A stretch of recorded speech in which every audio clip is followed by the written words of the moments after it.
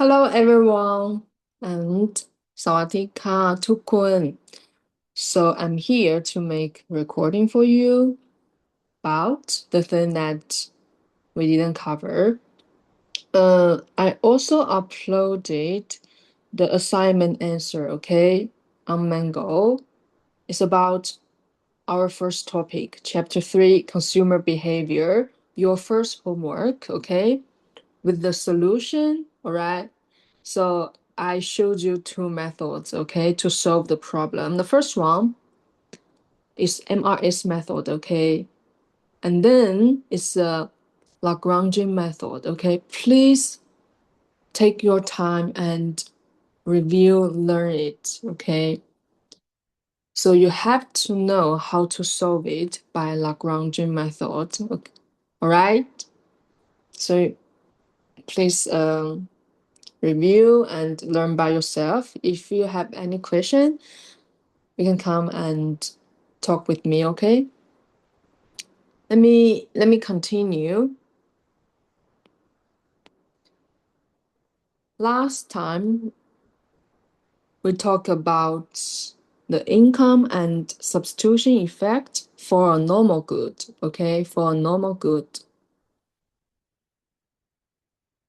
Let me emphasize it. So here you see the prerequisite is the price of food decrease, but the price of clothing doesn't change, okay? That's why we don't care much about the quantity consumed for clothing. Instead, we care about the quantity consumed for food, right? You see the movement here. So here, the total effect, okay, is F1, F2.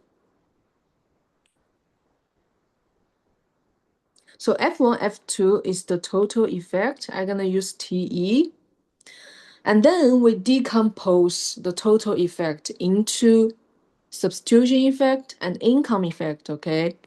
So for substitution effect, we need to stay at the same utility curve. So here, U1, and you see from A to D, which is F1E, all right? So here,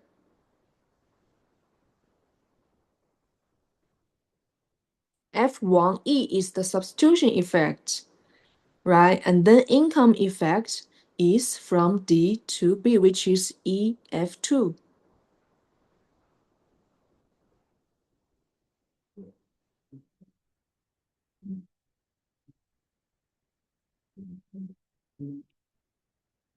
Okay, so you can see that substitution effect, income effect, they are moving in the same direction. That's why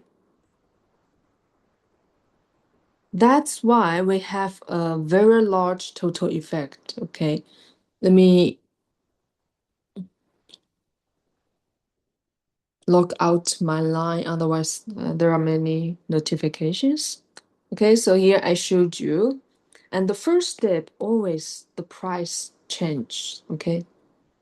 Okay, next one, inferior goods. Let's go through together. So here is about inferior good. The consumer is initially at point A, same as before, okay, in initial point. When a decrease in the price of food, so be careful here, decrease in the price of food, same as before, right? So that here means price of food decreased. The consumer moves to B. The resulting change in food purchased can be broken down into a substitution effect, which is F1E. Okay, this is the substitution effect, F1E, which means from A to D. Remember the same utility curve, which is U1. An income effect, which is EF2. EF2, you see here, EF2, it's the opposite direction, all right? In this case, food is an inferior good because the income is negative. So in the exam, you have to be able to draw this graph and also show me which part is the substitution effect and which one is the income effect.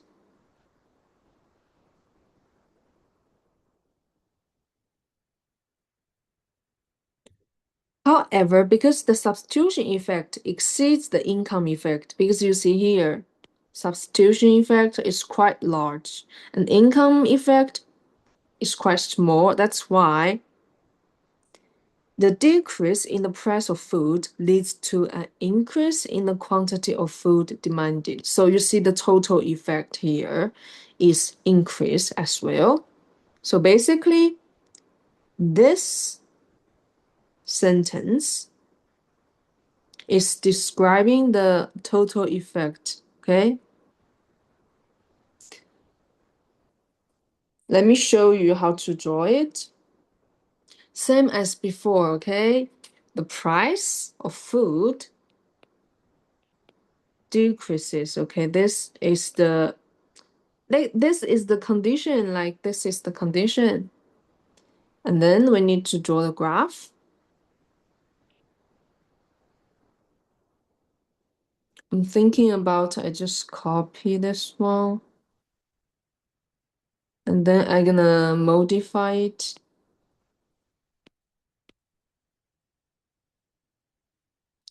Okay, so the first graph is about clothing, two goods, clothing and food. And right now I'm gonna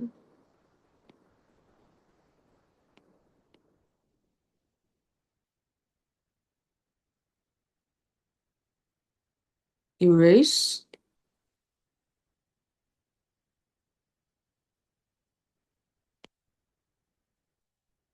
No.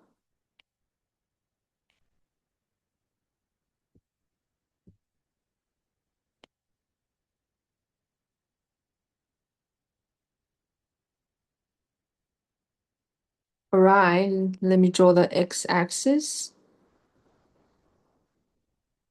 So here we have clothing and food, right? And the blue line here, okay, the blue line here, this one, is the budget line one, okay, which is RS in our textbook, okay, RS. So basically here, RS is our first budget line. And at this budget line, the consumer has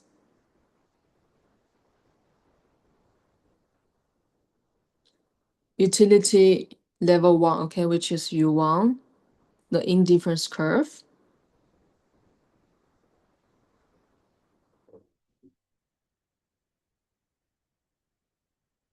It's not easy to draw it, I understand.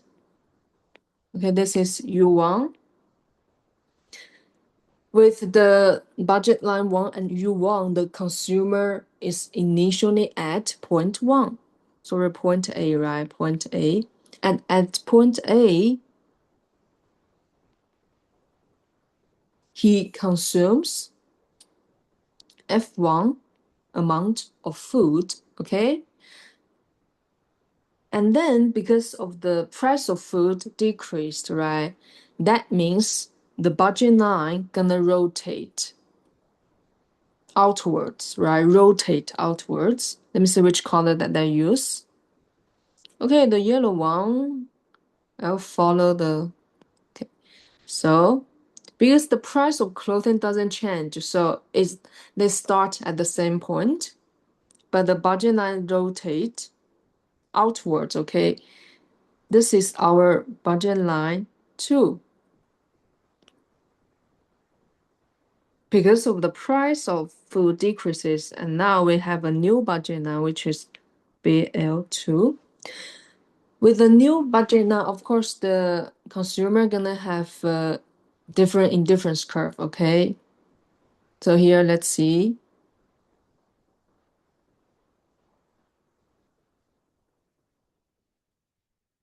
U2,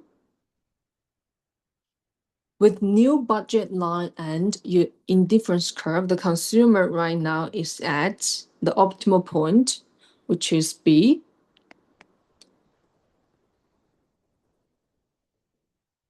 Yeah, okay. At point B, the consumer consumes how many of food? How many units of food? F2, right? Still F2. So basically, the total effect is F1 to F2.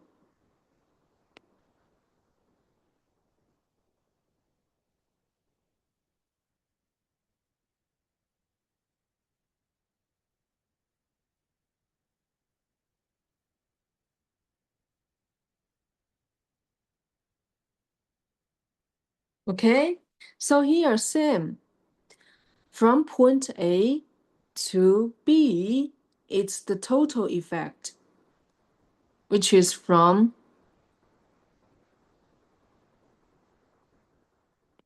total effect, which is F1, F2.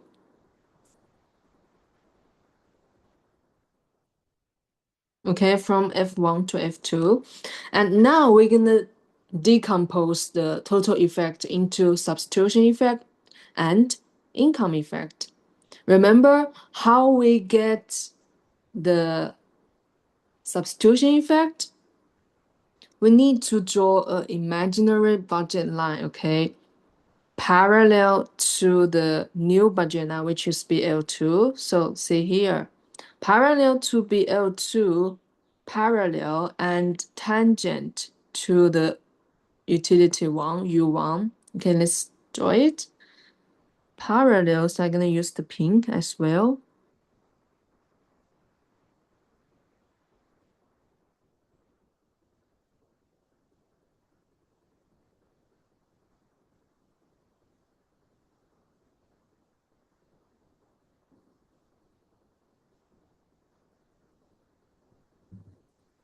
Maybe it's somewhere here, but I need to, okay, I need to redraw this one. Let me draw the budget line first. Let me draw the imaginary budget line. Okay, it should be parallel. The pink one is parallel to the yellow one. This is our imaginary budget line, okay, the pink one. And now I just make up for the utility curve. Okay, U1. And here is our point D. I use pink, right? Okay, D for pink.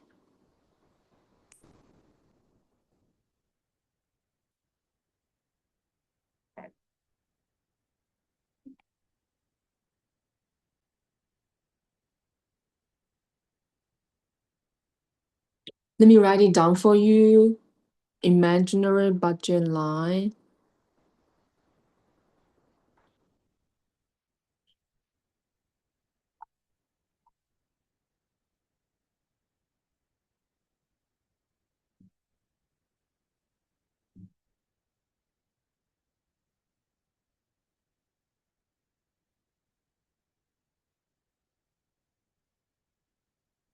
So pink line is the imaginary budget line, okay? So at point D, the consumer consumes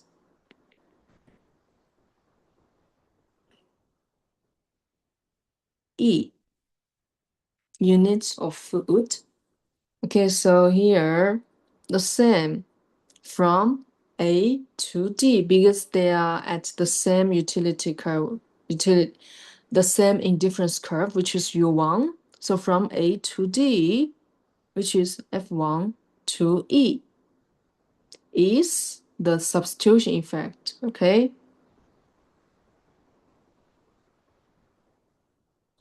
And then from D to B is the income effect.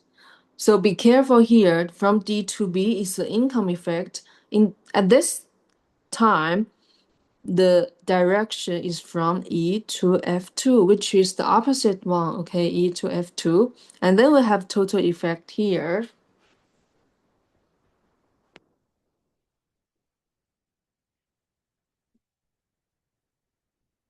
So substitution effect is F1E.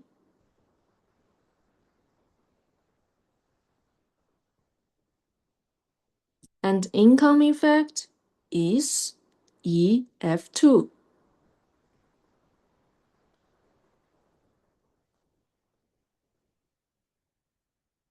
The lower part, let's work together for the lower part, okay? It's about the demand curve. If we talk about the demand curve, that means the x-axis is the quantity of food, right? Quantity of food. May just use the same alphabet so you will not get confused. Okay, quantity of food, y-axis is the price of food. The condition is that the price of food decreases, right? Same as before. Suppose we have from P1 to P2, this is the decrease in the price. Okay, the blue line.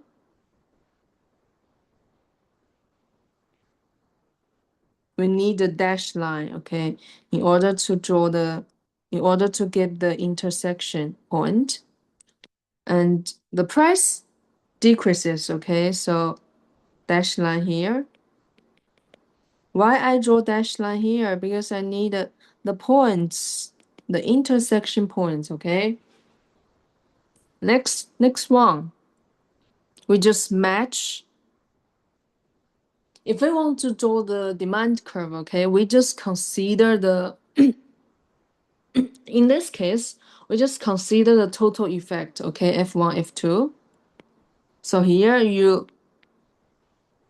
use the same. So here is the F1 unit, right? And then F2, you see here is one intersect point, all right? Here's one intersect point and it's corresponding to point A. And next one, F2. Okay, here.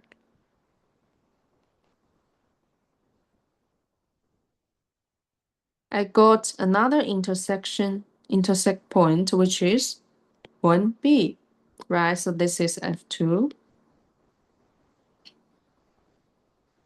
And since we got point A and B here, we just connect it, okay, by green color.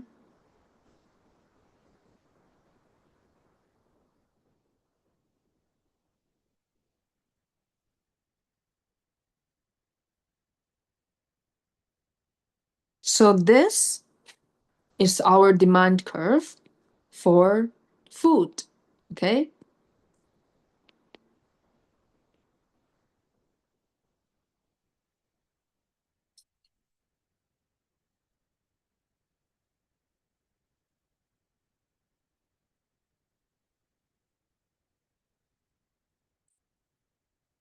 Let me do in this way. So right now I need to erase the here a little bit.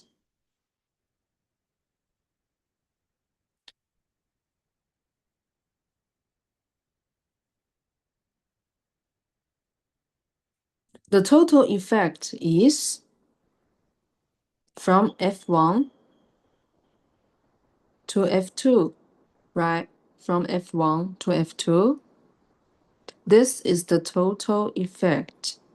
And the substitution effect is from F1 to E. Okay, this is the substitution effect. And then the blue one from E to F2, right? The income effect.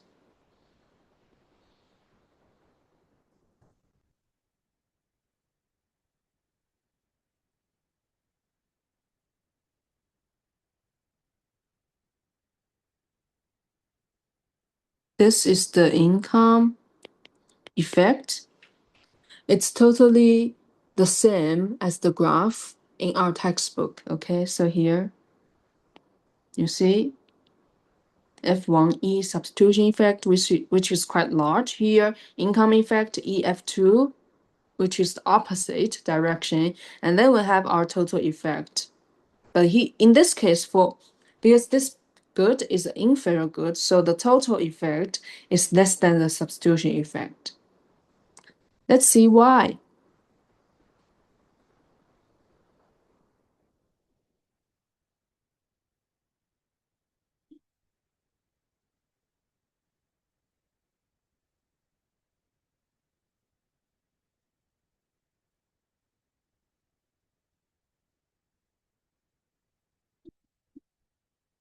So the substitution effect,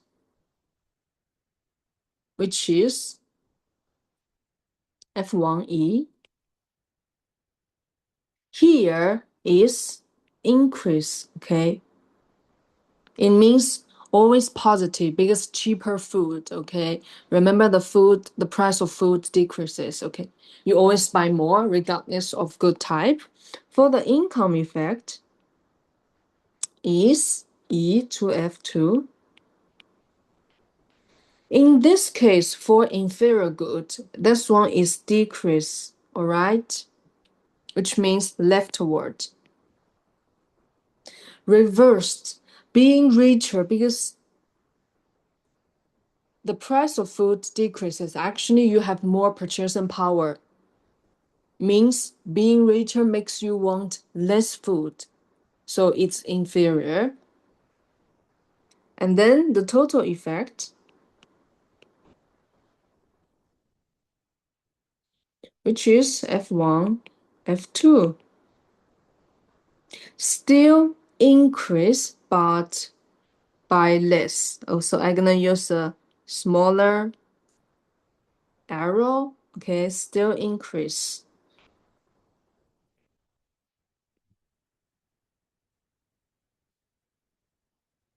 But by less.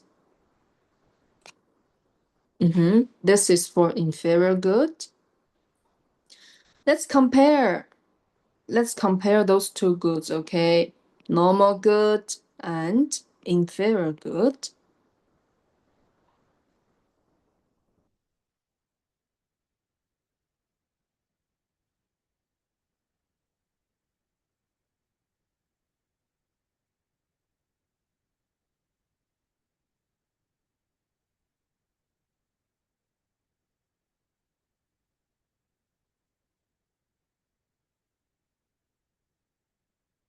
We have substitution effect, income effect, and total effect.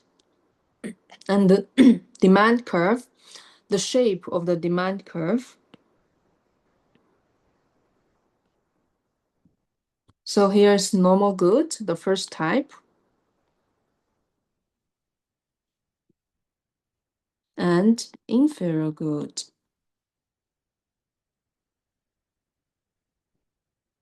For substitution effect, okay, let's talk about normal good first, okay? For substitution effect, it's increase, which means positive. For the income effect, you see here, substitution effect, positive increase, income effect, positive increase. So the total effect will be in a large increase, right?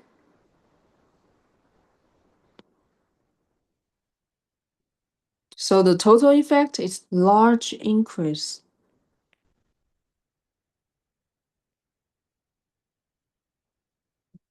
And for the demand curve, it's downward sloping.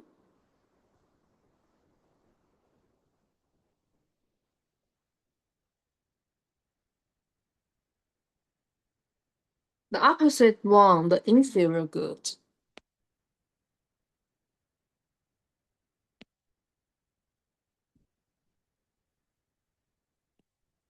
The substitution effect, let's go back here. The substitution effect increase, but income effect decrease. That's why the total effect is a smaller increase.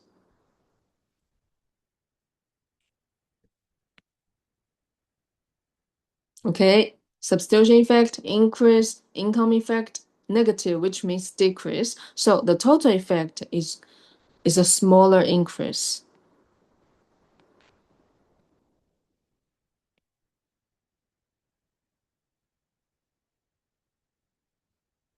For the demand curve, you see here, still downward sloping, okay, still.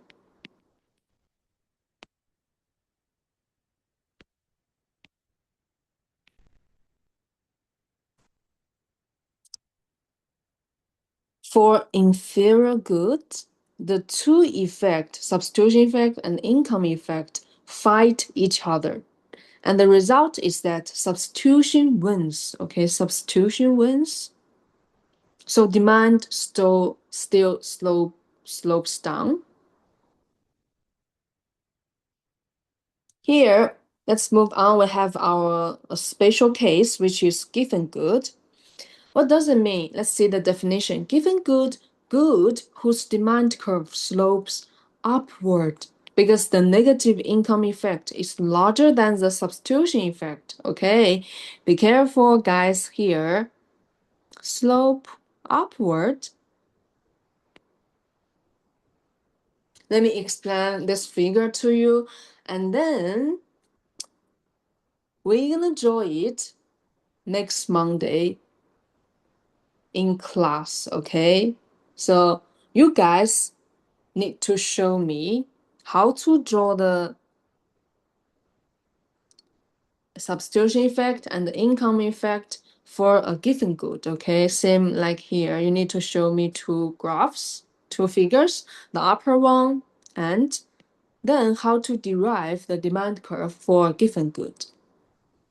But here I will explain to you first. Upward sloping demand curve for a given good. So the same idea, initially, okay, the consumer is initially at point A.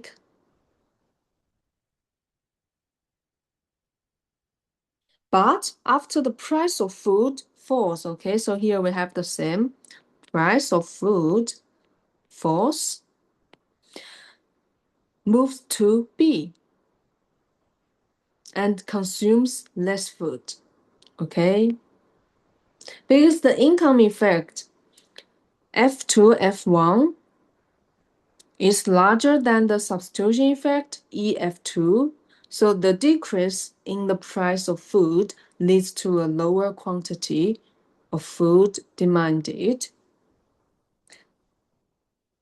Basically, okay, here, initially at point A, right? So you need to draw this budget line, and then with utility 1, U1, you got point A, and then the price of food decreases, the budget line shifts out, rotates, okay, rotates outwards. So you need to draw this one. You get a new indifference curve, which is U2, and new optimal point, which is B. So A to B is point A to B is the total effect. That's why you see here, which is EF1, okay, EF1 total effect.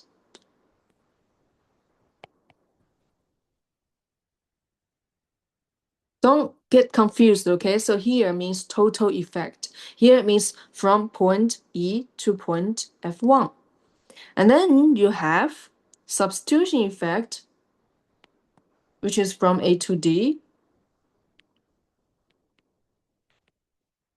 Okay, so here is the substitution effect from E to F2 is the substitution effect.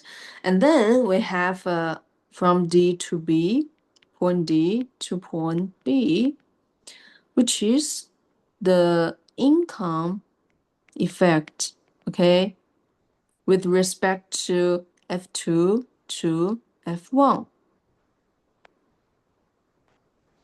This is the movement of the optimal points, but I'm not going to show you how to draw it because I want you guys to show me next Monday, okay?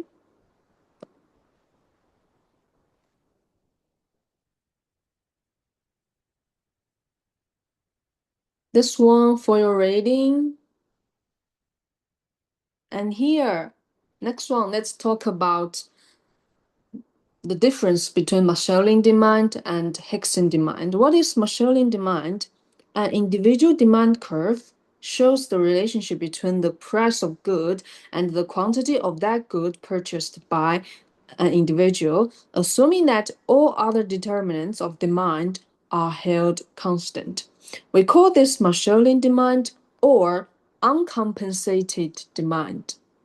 So basically, Marshallian demand equals the normal demand curve we always draw. For example, here, this one, okay, for a normal good, right? Here's a normal good. Here, this demand curve that I showed you is the normal demand curve we always draw. And also this one, we call it Marshallian demand or uncompensated demand. All right, same here. For inferior good, this demand curve is the Marshallian demand and also uncompensated demand. All right.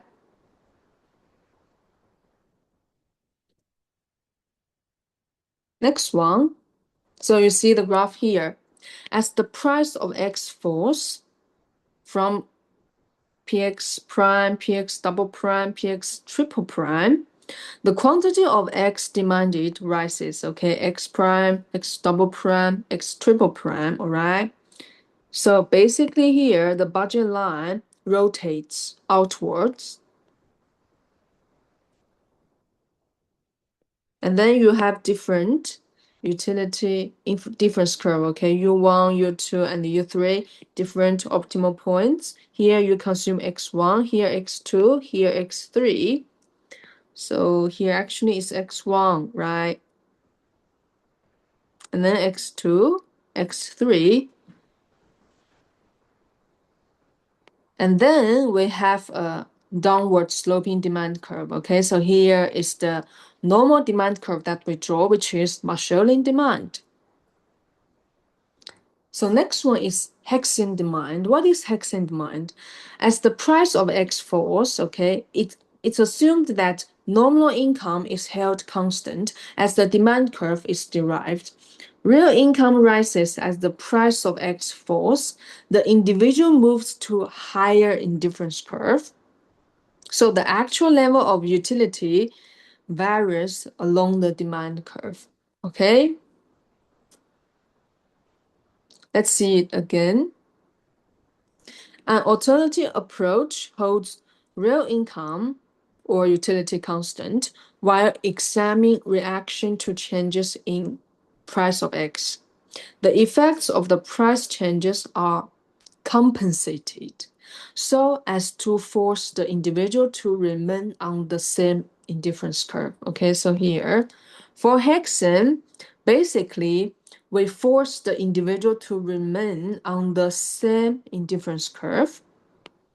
Reactions to price changes include only substitution effect, all right? So for Hicksian, only include substitution effect. That means for Marshallian, we have both substitution effect and income effect, all right? I'll show you the difference between two of them.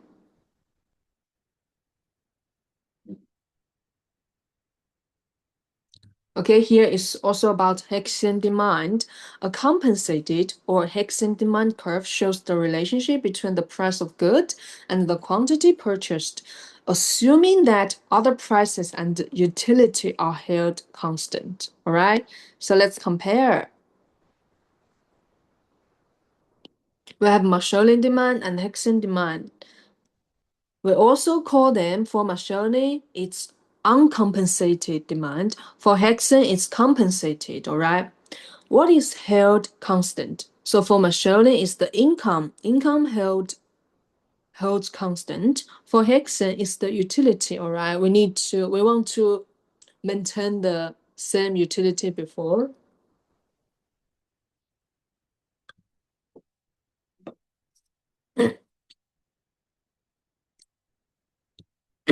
So for utility, Marshallian demand gonna change, but for Hicksian, always the same, okay, same utility. How about the real purchasing power?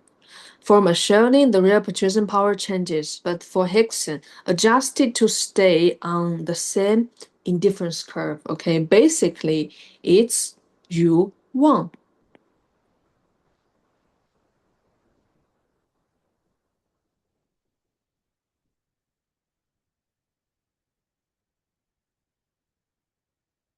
Let's take a look at the Hicksian demand. Okay, here we are holding utility constant. Okay, you see the same utility indifference curve here, which is U2. As price falls, okay, quantity demanded rises. Price falls, okay, price falls from px prime to px double prime to px triple prime. And then we have our quantity demanded rises from x prime to x double and then to x triple. Let me, okay, add one page. Maybe here it's better because I'm gonna show you the difference between Marshallian and Hicksian.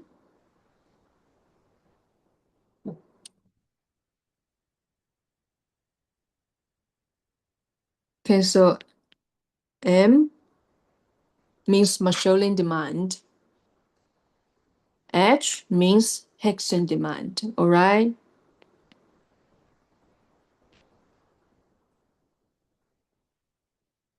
So remember what's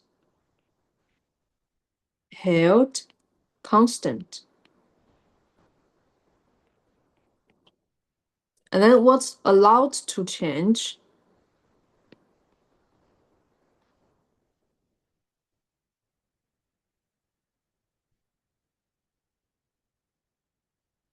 Next one, real world version.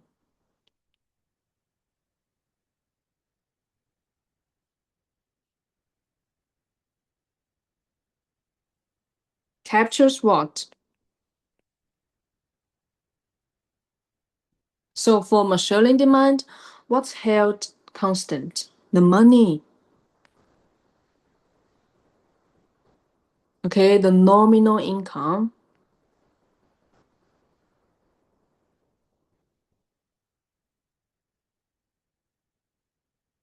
And what's allowed to change? The utility, right? Your utility or satisfaction.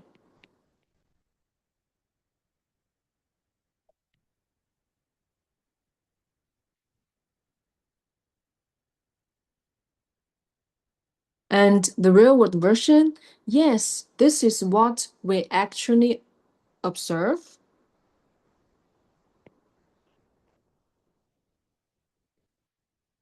So that means we can observe Marshallian demand in the real world.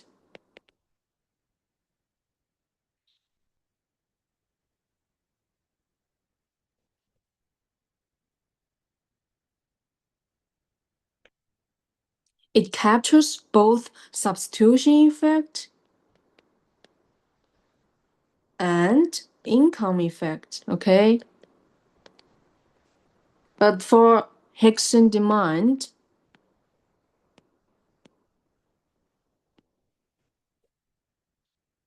what's held constant is the happiness,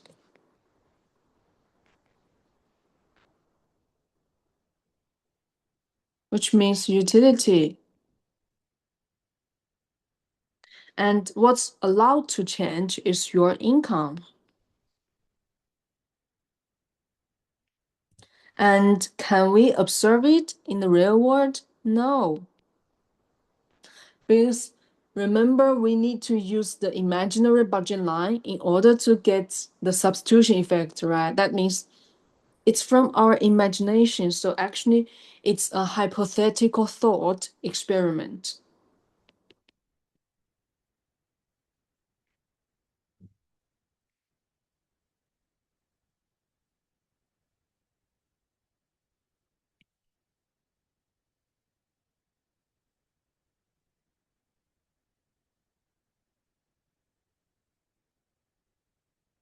And the Hicksian demand only captures the substitution effect.